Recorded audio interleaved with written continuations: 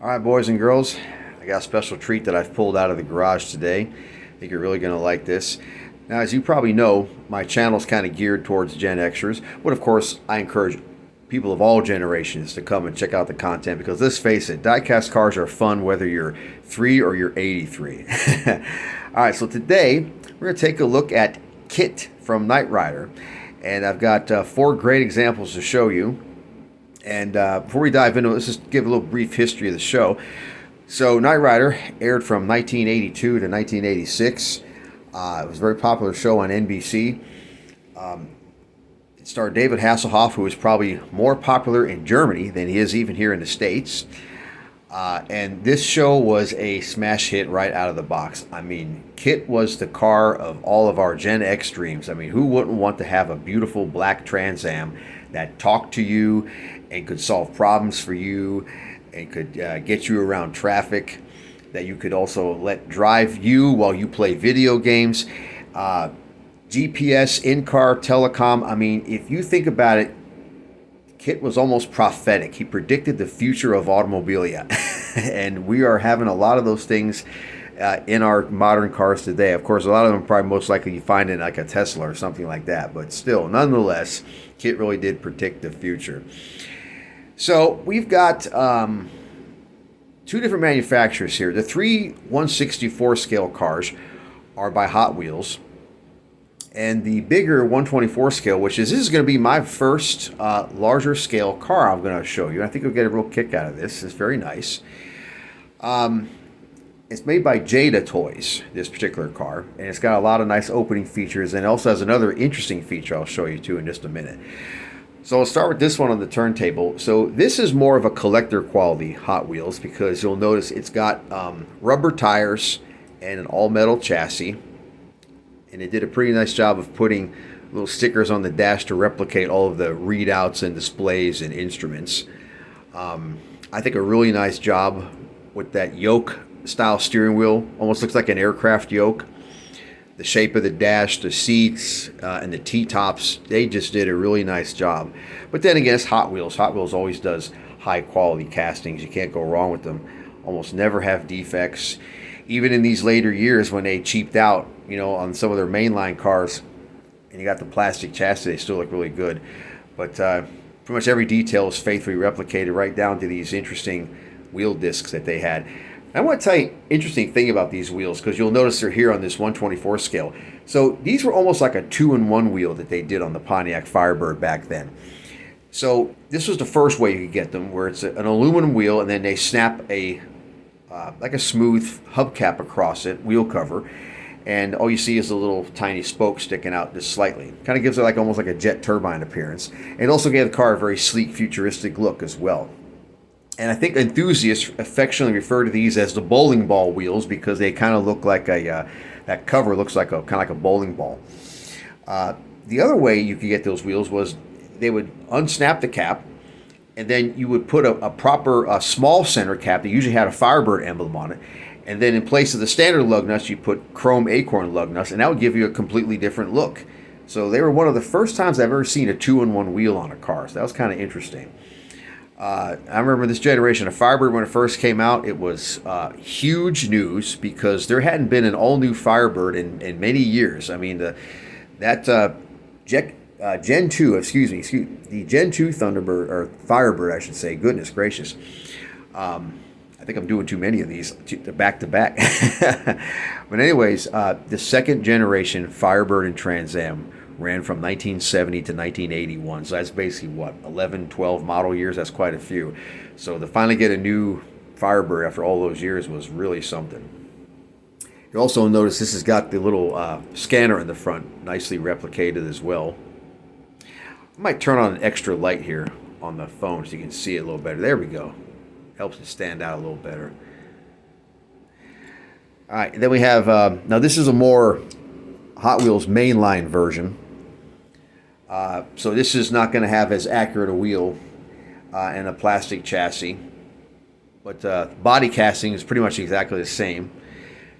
They even saw fit to put the little Knight license plate on there, you see. And if you look closely, I'm going to bring it up here. If you look closely, they actually put the stickers in this one for the dashboard. See a little different wheel there.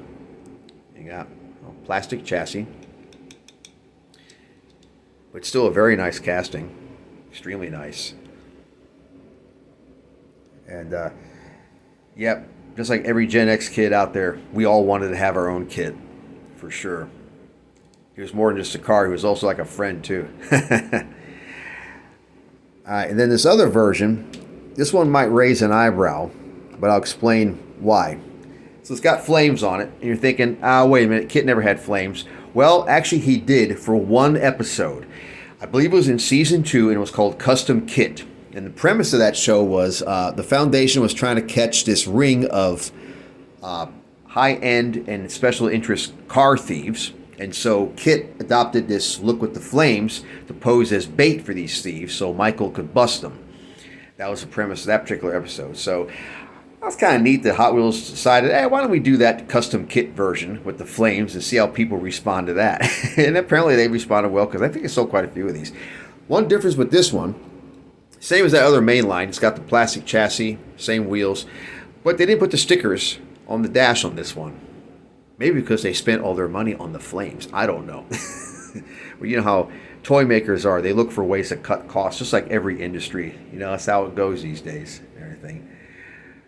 But, yeah, these are all very recent castings. These are not vintage castings by any means. I don't even remember anybody making a Knight Rider casting other than Kenner when they made that big talking Knight Rider. Okay, this one will actually fit on the turntable, but just barely. I may shove the turntable out of the way when I start doing some of the other things. All right, so this is, as I said, a 1/24 scale version of KITT by Jada Toys, and very nicely done. I mean, look at that paint. Look at the way they did the T-tops, the blackout panel for the tail lamp. Kind of mad they didn't put the California Night license plate on there, though. That was kind of a cop-out move. I mean, gosh, Hot Wheels, the tiny little Hot Wheels, they saw fit to put it on there, but oh well, you get what you pay for. I think they only paid like $10 for this. That's a pretty good deal.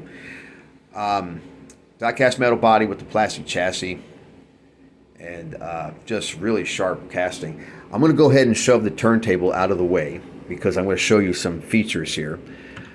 And the turntable kind of is getting in the way. This one doesn't really even need a turntable. When I do the even larger scale cars, the turntable won't even be on the table.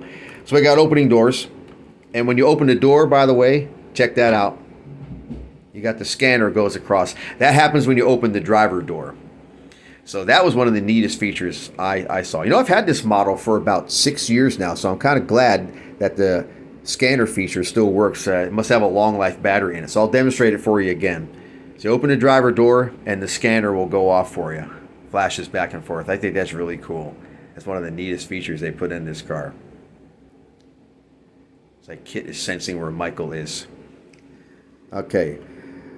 So it's got a really, really good interior for the price point. You know, well done little graphics for the readouts and the instruments. I like how they gave the door panel the black armrest and that control panel trim contrasts with the tan panel itself. That looks really nice. Console's pretty well done. They cheaped down the seats a little bit. See how the back is hollow, but in the front it looks good. Very nicely replicated Recaro seat. Also on this car, the rear hatch opens, and so does the hood. There's the hatch area. So it's got the blackout panel there for the tail lamps. And then under the hood, now, you never really saw under the hood of KITT in the series. When you did, sometimes you caught a glimpse of the, you know, the 305 V8 with the crossfire injection air cleaner.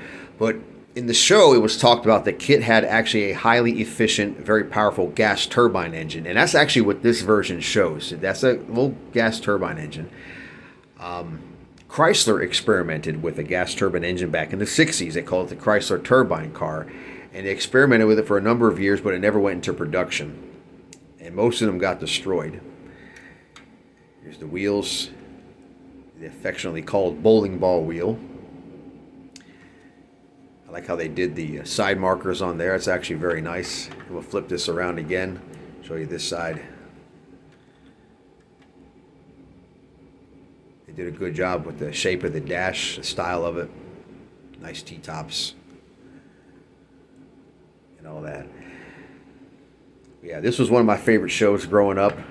I mean, the Dukes of Hazzard, the A-Team, the Fall Guy, Hardcastle and McCormick. I mean, those were all the shows my brother and I grew up watching. All right. So there you have it. Ladies and gentlemen, the Knight Rider collection I have. Hope you enjoyed that. And you know what? I'm going to demonstrate the door scanner thing for you one more time just because I think that's really neat and I know you appreciate it too. So I hope you enjoyed that. Tell me about your fun experiences watching Knight Rider growing up. And like I said, lots more content to come, so stay tuned. We'll talk to you again next time.